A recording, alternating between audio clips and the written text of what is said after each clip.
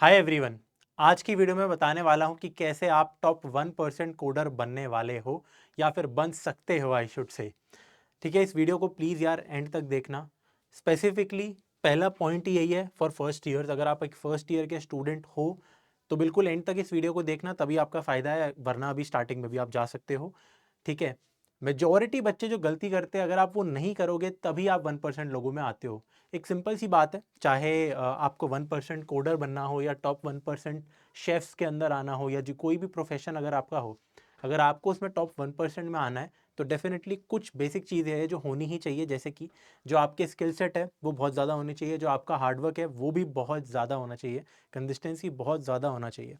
तो ये सब बेसिक बातें तो होनी ही चाहिए। उसके अलावा मैं बात करने वाला हूँ कुछ ऐसी प्रैक्टिकल तरीके की, क्योंकि देखो एट द एंड होता क्या है कि मेहनत तो इंसान खुद ही करता है। ठीक है, वो उसी के ऊपर है, इंसान की विल पावर के ऊपर है, कैलिबर के ऊपर है, कितना उसका मन है। मैं यहाँ पे कितना भी मोटिवेट अगर आप स्टूडेंट्स को करूँ, फर्स्ट ईयर या सेकंड ईयर या थर्ड ईयर के स्टूडेंट्स को, तो मेरे मोटिवेशन के चक्कर में शायद आप 1 से 2 दिन शायद मोटिवेटेड रहोगे, बट उसके बाद आप खुद ही अपना काम करते हो, आप खुद ही ज़्यादा सवाल लगाओगे, क्वेश्चंस करोगे, कोड करोगे। राइट, वो आपके खुद के ऊपर है। बट कुछ चीज़ें ऐसी है, अगर आपको गाइडेड तरीके से मैं यहाँ पे बता दूँ तो शायद आपका जो मन है चीज़ों को करने का, कोडिंग करने का, वो शायद थोड़ा और बेटर हो जाए। ये कुछ ऐसे पॉइंट्स में लिख के लाया हूँ जो आपको बताऊंगा, लिटरली आपके बहुत ज़्यादा काम आने वाली है। और ये मतलब ऐसी आपको बहुत सारी वीडियोस यूट्यूब पे मिल जाती है कि कैसे बेटर कोडर बनना है या कैसे नहीं। एंड काफ़ी सारे इंजीनियर्स अपना खुद का एक्सपीरियंस भी यहाँ पे शेयर करते हैं, which is very very good. But यहाँ पे मैं जो चीज़ आपके साथ शेयर करने वाला हूँ वो स्टूडेंट्स का एक्सपीरियंस शेयर करूँगा, जो मेरे बैचमेट्स थे सारे, जो मेरे से छोटे बैच में थे, मतलब नीचे वाले बैच में थे, जूनियर्स थे, मेरे सीनियर्स थे। एंड जो एक कॉमन पैटर्न मैंने ऑब्जर्व किया है, ठीक है, स्टूडेंट्स के अंदर कौन स्टूडेंट्स बेटर निकल जाते हैं बाकी स्टूडेंट्स से, बेटर पैकेज ले जाते हैं, बेटर कोडर्स बन जाते हैं, उनके जो कॉमन ट्रेड्स है वो डेफिनेटली मैं आपको बताने वाला हूँ। एक्सक्लूडिंग ऑब्वियसली हार्डवर्क, डेडिकेशन, ये सब चीज़ें तो होती है, ठीक है, वो तो चाहिए ही चाहिए, बट उसके अलावा ऐसा क्या है जिससे आप थोड़े से स्टैंड आउट कर सकते हो एंड बेटर बन सकते हो। स्टार्ट करते बिना टाइम वेस्ट के, स्टार्ट राइट नाउ। ठीक है, तो सेकंड पॉइंट हमारा क्या है, स्टार्ट राइट नाउ। आप जिस भी स्टेज पे हो, अभी आप फर्स्ट ईयर में हो तो बहुत ही अच्छी बात है, सेकेंड ईयर में आ गए हो तो थोड़ा सा डेफिनेटली आई वुड से कि हाँ, आप हल्के से पीछे हो चुके हो रेस में। बट अगेन आप इस चीज़ के उसमें मत रहना कि यार बहुत सारे बच्चे मुझसे आगे निकल चुके हैं कोडिंग के लेवल में, तो मैं उन तक कभी यार जा नहीं पाऊंगा। आप ये सोचो कि अभी भी आप बहुत लोगों के आगे निकल सकते हो। राइट, अगर आप टॉप 1% नहीं तो टॉप 2% में फिर भी आ सकते हो। सिमिलरली अगर आप थर्ड ईयर में हो, टाइम और भी कम है, तो आप यही सोचो कि आप अपने ग्रुप से पहले कैसे बेटर हो सकते हो। इनफैक्ट एक हमारा क्या कहते हैं, ये फिफ्थ पॉइंट है जो मैं पहले बोलना चाहता हूँ, become top 1% in class, then college and then so on. ठीक है, आप जितनी जल्दी स्टार्ट करते हो अपने स्किल्स के ऊपर काम करना, यानी कि कोडिंग सीखना, एक प्रोग्रामिंग लैंग्वेज को उठाओ। अगर आपको कुछ नहीं आता, फटाफट 1 सेकंड का रोड मैप आपको मैं ये देना चाहूँगा, कोई भी प्रोग्रामिंग लैंग्वेज सीखो, मुझसे पढ़ सकते हो सी प्रोग्रामिंग फ्री में यूट्यूब चैनल पे, इसी यूट्यूब चैनल पे। शायद आपका मन करे कोडिंग करने का, आपको मज़ा आए कि अच्छा ये चीज़ ऐसी होती है। मैं हमेशा क्यों रिकमेंड करता हूँ अपनी सी प्रोग्रामिंग सबको, कि मेजॉरिटी लोगों को समझ आ जाता है कि हाँ यार मेरा मन करेगा ये करने का या फिर नहीं, कोड करने का। फिर उसके बाद यार सी प्लस प्लस जावा में से कोई भी एक लैंग्वेज अपने हिसाब से, चाहे तो आप आंख बंद करके चूज़ कर लो, ठीक है, एक कॉइन टॉस कर लो, आपकी मर्जी है। स्टार्ट करो उसके अंदर डेटा स्ट्रक्चर एल्गोरिदम्स को करना, ठीक है, एंड सवाल लगाना, ये सब चीज़ें बेसिक बेसिक कर लो। जब आप कर लोगे तो मुझसे आके पूछ लेना, मैं आपको आगे का रास्ता बता दूंगा। ठीक है, तो ये तो छोटे छोटे आपके रोड मैप हो गए, बट द पॉइंट इज कि become top 1% in your class. अब ये बिल्कुल यार आपके जेई की प्रिपरेशन या फिर जो भी आप 11 12 में जब आप पढ़ रहे थे, अगर आपने कोई भी कम्पिटेटिव एग्जाम दिया है तो शायद आप इस चीज़ को फील डेफिनेटली करोगे। आप मान लो एक ऑफलाइन क्लास में जाते हो, कहीं भी जाते हो, जहाँ 60 से 70 बच्चे आप पढ़ रहे थे, ठीक है, अब 10 लाख बच्चे उस पेपर को देते हैं, जेई के पेपर को या नीट के पेपर को। ठीक है, यहाँ पे मैं जेई की बात करूँगा, आप इंजीनियर, जेई के पेपर को 10 लाख बच्चे देते हैं। आप अगर 60 बच्चों की क्लास में भी आपकी पोजीशन अगर 30th आ रही है, ठीक है, यू आर 30 आउट ऑफ दो 60, तो क्या चांसेस है कि यार आप अपनी क्लास के ही 50% लोगों में, 1% में भी नहीं हो, 10% में भी नहीं हो, ठीक है, तो आप कैसे यार एक अच्छी रैंक ला पाओगे, अंडर 10,000 रैंक नहीं ला पाओगे ना, बहुत मुश्किल, मतलब ऑलमोस्ट इम्पॉसिबल वाला सिनेरियो क्रिएट हो जाएगा। तो आप सबसे पहले अपनी क्लास के अंदर फर्स्ट आने की कोशिश करो। अगर कॉलेज में आप 100 बच्चों की क्लास में हो तो ट्राई करो पहले टॉप 10% में तो अपनी जगह पक्की करो कि यार मैं टॉप 10% बच्चों में, या मैं 10 बच्चों में हूँ अपनी क्लास के, जो कि बढ़िया भयंकर कोडर्स वाले बच्चे हैं ना, मैं उनमें हूँ। जब आप उनमें जाओगे, फिर उनमें आप टॉप करोगे, फिर आप कॉलेज के टॉप 10%, टॉप 1% बच्चों में आओगे, तब जाके तो आप टॉप 1% कोडर बनोगे इंडिया में या फिर ऐसे किसी जगह, राइट। तो ऑफ कोर्स काफ़ी ज़्यादा आपको मेहनत भी लगने वाली है इसमें, लेकिन धीरे धीरे करके एक एक करके आपको आगे बढ़ना है। सीधा बहुत सारी चीज़ें नहीं करनी है, पहले क्लास में टॉप करो एंड देन कॉलेज में टॉप, एज इन की टॉप 1% में आओ एंड सो ऑन। तो बड़ा सिंपल सा फंडा है और कुछ यहाँ पे खास है नहीं। मैंने बोला स्टार्ट राइट नाउ, तो जिस भी आप लेवल पे हो आप एटलीस्ट स्टार्ट करो, ठीक है, पढ़ना स्टार्ट करो। और कैसे अब हम पढ़ सकते हैं यार, भैया पढ़ने का मन नहीं कर रहा, आपने बोल दिया, यूट्यूब पे और लोगों ने भी बोल दिया, सब ये कह रहे हैं कि भाई पढ़ लो, मतलब ये तो एक ऑब्वियस सी बात है, जो ज़्यादा मेहनत करेगा, ज़्यादा पढ़ेगा, चांसेस ज़्यादा है कि वो एक बेटर प्लेसमेंट को उठाए, ज़्यादा पैसे कमाए। बट ये इसका सोल्यूशन दो ना, हमें तो मज़ा नहीं आ रहा पढ़ने में। तो देखो यहाँ पे सबसे इंपॉर्टेंट चीज़ है, मैंने यहाँ पे लिखा है पीयर। आपका जो ग्रुप है, ठीक है, आपका जो फ्रेंड सर्कल है, वो बहुत ज़्यादा डिटरमाइन करता है, वो भी बहुत ज़्यादा डिटरमाइन करता है कि आपकी भी सक्सेस क्या होने वाली है, ठीक है। अगर यार आप ऐसे लोगों के बीच में हो जो कि आपसे भी बेकार है कोडिंग में, ठीक है, मतलब आई एम कंसिडरिंग अगर आपने स्टार्ट ही किया है जस्ट, आप ऐसे लोगों के बीच में हो जिनका इंटरेस्ट नहीं है स्पेसिफिकली इसी चीज़ में, ठीक है, और ना वो आपको इस पर्टिकुलर गोल के लिए मोटिवेट कर रहे हैं, ना वो आपके लिए हेल्पफुल हो रहे हैं इस पर्टिकुलर चीज़ के लिए, ठीक है। तो कोशिश करो कि यार ऐसा एक फ्रेंड सर्कल ढूंढो। मैं ये नहीं कह रहा अपने दोस्त बदल लो, ठीक है, बट मैं कहना चाहता हूँ फर्स्ट ईयर में स्पेसिफिकली आए हो तो ऐसे लोगों से बिल्कुल मिलो जुलो, जो कि यार आप ही की तरह यार लगे पड़े हैं, वो स्टार्ट कर रहे हैं कोड करना, वो कुछ ना कुछ कर रही है, कुछ कर चुके हैं तो और भी बहुत अच्छी बात है। ऐसे ग्रुप्स के अंदर घुसने की कोशिश करो। अगर आप किसी, मतलब हो सकता है ये भी डाउट आ जाए एक बच्चे का, भैया मैं तो मैकेनिकल ब्रांच में हूँ, तो यहाँ पे कम ही बच्चे हैं जो इंटरेस्टेड हैं इन चीज़ों में, तो कोई बात नहीं यार, कॉलेज के अंदर वेरियस ग्रुप्स होती है, सोसाइटीज़ होती है, चाहे किसी भी चीज़ की हो, डांस, गाने की, कोडिंग की भी होती है, फोटोग्राफी की, एटलीस्ट वहाँ पे आपको कुछ बच्चे मिलेंगे दूसरी ब्रांचेस के, तो उनसे भी इंटरेक्ट करो, ऐसे करके ही आपका नेटवर्क बढ़ता है, ठीक है। तो ऐसे लोगों को ढूंढो, तब वहाँ पे आप सीनियर से भी बात करते हो सोसाइटीज़ के चक्कर में, तो एक बहुत अच्छी बात होती है। ऐसे लोगों से ढूंढो, इनके साथ उठो बैठो, इनके साथ आप कोड करो, ठीक है। जितना आप ऐसे लोगों के साथ रहोगे आपका उतना ही फ़ायदा होने वाला है। मैं आपको बताता हूँ सबसे बड़ी जो चीज़ होती है कॉलेज के अंदर, जितने भी बच्चे होते हैं जिनकी बहुत अच्छी अच्छी प्लेसमेंट्स लगती है स्टार्टिंग में, स्टार्टिंग के महीनों में, मैंने जो ऑब्जर्व किया था मेरे बैच में भी, मेरे से नीचे वाले बैच में भी, ऊपर वाले बैच में भी, सेम सिनेरियो हर जगह था।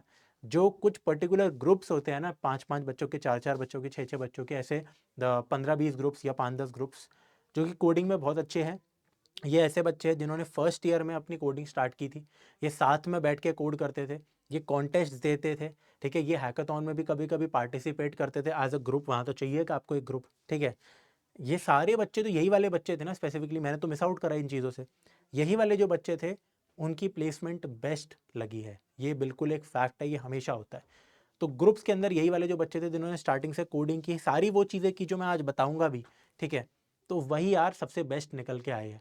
उन्होंने ज़्यादा अपना टाइम वेस्ट नहीं किया स्टार्टिंग के फर्स्ट ईयर में कि यार मैं C++ से शुरू करूँ या जावा से, इस वाली फालतू की हरकत में वो कभी पढ़े ही नहीं और उन्होंने कुछ शुरू किया, ठीक है। तो ऐसे ही बच्चे यार आगे निकलते हैं, ये एक फैक्ट है। तो ये ग्रुप वाली बात बिल्कुल सही है यार, ऐसा नहीं है कि यार, और ऐसे बच्चे भी हो सकते हैं जिनका कोई कॉलेज में, पूरे कॉलेज में कोई ग्रुप नहीं था, अकेले पढ़ के सब कुछ फोड़ दिया, वैसे बच्चे मिलेंगे, बट ग्रुप वाली चीज़ों में डेफिनेटली आपको यार बेनिफिट मिलता है, even if you are the worst in your group in terms of coding and in terms of your skill level, तब भी यार आपका कुछ ना कुछ अच्छा खासा हो जाता है। तो प्लीज़ ऐसी चीज़ को डेफिनेटली यार फाइंड आउट करो, ऐसे लोगों के बीच में बैठो, उठो, कोड करो एंड दोस्ती रखो, ऐसे लोगों से बहुत ज़्यादा फ़ायदा मिलने वाला है आपको, ठीक है। उसके बाद यार फोर्थ पॉइंट आता है इन्वेस्ट इन योर स्किल्स। अब बच्चे यार यहाँ पे बहुत ज़्यादा कंजूसी कर जाते हैं। मैं देख रहा था यूट्यूब पे एक बहुत अच्छी प्लेलिस्ट थी Java with data structure algorithms की, तो उस पर काफ़ी सारे टॉपिक्स भी पढ़ा रखे थे और बहुत अच्छा पढ़ाया था इंस्ट्रक्टर ने, बच्चे बहुत ज़्यादा फ़ैन हो रखे थे उनके। एंड देन अब जैसे उन्होंने 1 साल बाद एक टॉपिक वापस से कराया, ठीक है, जो कि छोड़ दिया था, 3-5 साल टॉपिक्स, बहुत सारे टॉपिक छोड़ दिए थे, तो बाद में आके वो कराया, ठीक है, रिकॉर्डेड लेक्चर से सारे। तो बच्चे साल भर से वेट ही करे जा रहे थे कि यार जब तक यही फैकल्टी नहीं पढ़ाएगा तो मैं पढ़ूंगा ही नहीं। तो ऐसा एटीट्यूड यार आपको अपने अंदर कभी भी नहीं रखना है कि नहीं यार एक ही बंदे से मेरे को पढ़ना होगा, ठीक है, या यही मेरे को समझाएगा सारी चीज़ें तभी मेरे को कुछ समझ आ रहा होगा, वरना मैं करूँगा ही नहीं वो स्किल, फिर आप पीछे छूट जाओगे, कोई पॉइंट नहीं है फिर पढ़ने का, ठीक है। आपको समझना पड़ेगा कोडिंग की दुनिया में आपको एक तो मल्टीपल रिसोर्सेज भी फॉलो करने पड़ते हैं, डॉक्यूमेंटेशन आपको पढ़नी अच्छे से आनी चाहिए, अगर आप एक ऐसे बच्चे हो जो सिर्फ वीडियो लेक्चर्स पे रिलाय ज़्यादा करते हो, इवन मैं तो ये बोलूँगा अगर आप मान लो मेरे से पढ़ रहे हो, चीज़ें आपको समझ आ रही है, वीडियो लेक्चर्स पे ही पर आप रिलाय कर रहे हो, आप खुद से बाद में जाके अलग से सवाल नहीं लगा पा रहे हो या नहीं लगा रहे हो, आप यार गीक्स फॉर गीक्स जैसी वेबसाइट पे नहीं जा रहे हो, आप आर्टिकल्स नहीं पढ़ रहे हो, आप रिटन क्वेश्चन ऐसे देख नहीं रहे हो एंड देन सॉल्व नहीं कर रहे हो, तो दिक्कत आएगी फिर कहीं ना कहीं आपको। तो इन चीज़ों का आपको ध्यान रखना है and again invest in your skills. ऐसे स्किल्स पे यार अगर आप पैसे लगा भी रहे हो 2 से 3 हज़ार, 4, 5, 10 हज़ार इवन मैं तो बोलता हूँ, तो कोई आपका नुकसान नहीं होने वाला है, राइट। बच्चे क्या होते हैं इस पॉइंट पे वो ये सोचने लग जाते हैं कि हर चीज़ हमें ना फ्री में चाहिए ज़िंदगी में। बच्चे ये सोचते हैं कि यार मेरे को यूट्यूब पे मैं चाहता हूँ एक आदमी जो मेरे को, अच्छी बात है वैसे तो बट स्टिल वो मैं पूरा फ्री पढ़ूँ, एजुकेशन तो पूरी फ्री होनी चाहिए, सब कुछ बिल्कुल फ्री होना चाहिए चाहे कुछ भी हो जाए, एंड देन मैं 10 करोड़ रुपए कमाऊँ। ठीक है, ये बच्चों के गंदे गंदे ख्याल होते हैं, मतलब अनरियलिस्टिक बातें होती है। But at least invest in your skills. मैं जब अपने फर्स्ट ईयर में था तो ऑनलाइन प्लेटफॉर्म्स थे नहीं, ऐसे ज़्यादा ऑप्शंस नहीं थे कोडिंग के कोर्सेज़ के, तो एक आध ऑफलाइन कोर्सेज होते थे जिसमें मैं गया था। तो मैंने कुछ 18 हज़ार या 19 हज़ार रुपये दिए थे एंड आई थिंक मैंने बस रिकर्जन पढ़ने के बाद या थोड़ा बहुत, मतलब आप ये समझो 2 ढाई महीने में वहाँ गया 6 महीने में से, उसके बाद मैंने जाना बंद कर दिया, मन नहीं लगा कोडिंग का। But still I would say कि यार वो जो मैं 2 3 महीने गया हूँ वहाँ पे, ठीक है, वो मेरे लिए वर्थ इट रहे हैं। वो जो मैंने पैसे वहाँ पे खर्च किए थे मेरे लिए वो वर्थ इट रहे हैं, क्योंकि एटलीस्ट एक मेरा बेस बन गया, जिसके बाद मैंने जब भी कोडिंग करने की शुरू की थी तो मेरे से आराम से हो पा रही थी। ठीक है, तो ऐसे केस में मैंने रिग्रेट नहीं किया कि यार मैंने पैसे दिए रखे थे अच्छे खासे और मैं फिर भी पूरा नहीं किया, कोर्स मैंने कंप्लीट नहीं किया।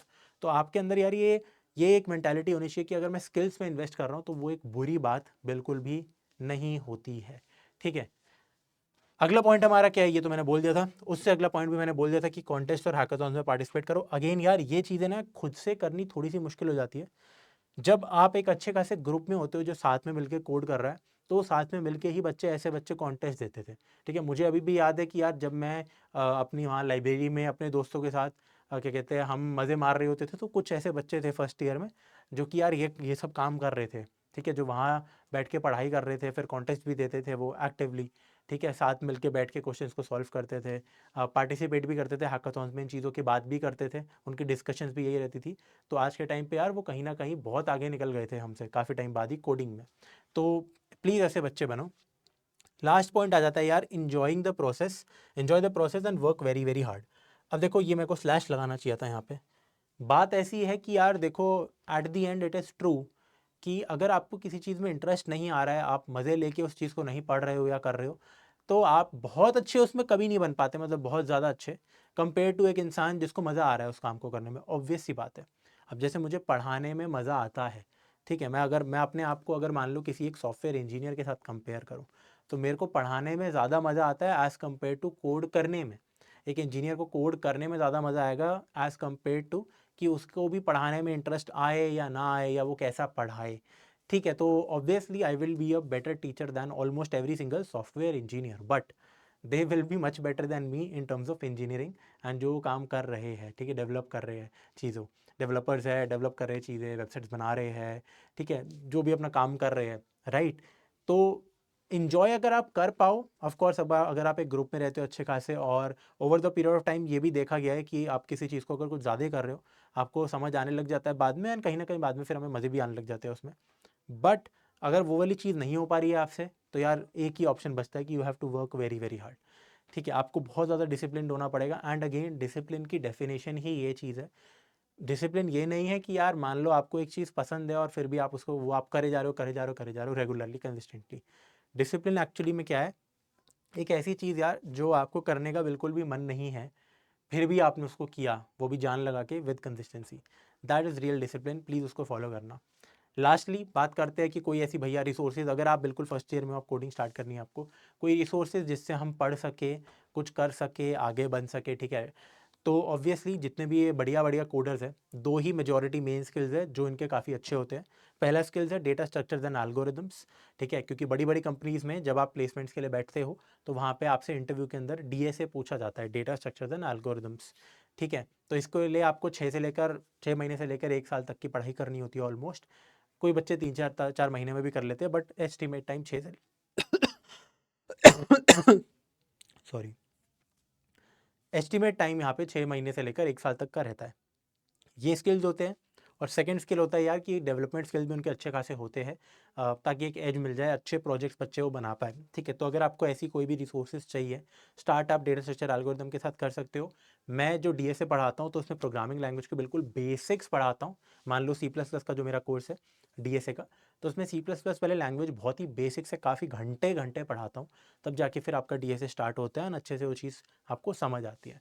तो अगर आपको मुझसे पढ़ना पसंद है पर्टिकुलरली, पहली बात तो उसी टीचर का पढ़ो जिससे आपको मज़े आ रहे हैं पढ़ने में। ठीक है, तो अगर आपको मुझसे पढ़ना पसंद है, नहीं है मतलब आपने अभी तक देखा ही नहीं कि मैं कैसा पढ़ाता हूँ, तो मेरा डेमो लेक्चर अवेलेबल है इसी चैनल पे, कॉलेज वाला चैनल पे, यूट्यूब पे आप सी प्रोग्रामिंग प्लेलिस्ट पे जा सकते हो। अगर आपको पसंद है तो डेफिनेटली यार आप एनरोल कर सकते हो। जिन बैचेज में मैं पढ़ाता हूँ उनका नाम है डी कोड। ठीक है, तो आपको इस नाम से मिलेगा, आपको डिस्क्रिप्शन में लिंक्स मिल जाएगी। ठीक है, हम डाल देंगे लिंक्स, अगर गलती से भूल भी गए हम डालना तो आप pwskills.com, ये ऐसी टाइप की आपकी वेबसाइट है, PW स्किल्स लिखोगे गूगल पे आ जाएगा, तो वहाँ पे डी कोड C++ ये एक बैच है, डी कोड जावा दूसरा बैच है। तो दोनों में ही मैं ही पढ़ाता हूँ। जो भी लैंग्वेज अगर आपने पहले से पढ़ रखी है तो उसमें आप एनरोल कर सकते हो, बट अगर आपने कुछ नहीं पढ़ रखा तो आई वुड सजेस्ट कि आप डी कोड जावा में चले जाओ and you can start your coding journey. बहुत ही स्मूथ रहने वाली है, बहुत मज़ा आने वाला है आपको। ठीक है, और बहुत ज़्यादा ही अफोर्डेबल बैचेज है compare to what I paid in my first year. Right, तो डिस्क्रिप्शन में आपको लिंक्स मिल जाएगी इन दोनों बैचेस की। आई होप आप अच्छे खासे इंजीनियर बन पाओ और बढ़िया पैसे कमाओ बाद में। ठीक है, इस वीडियो के लिए इतना ही था, बाय।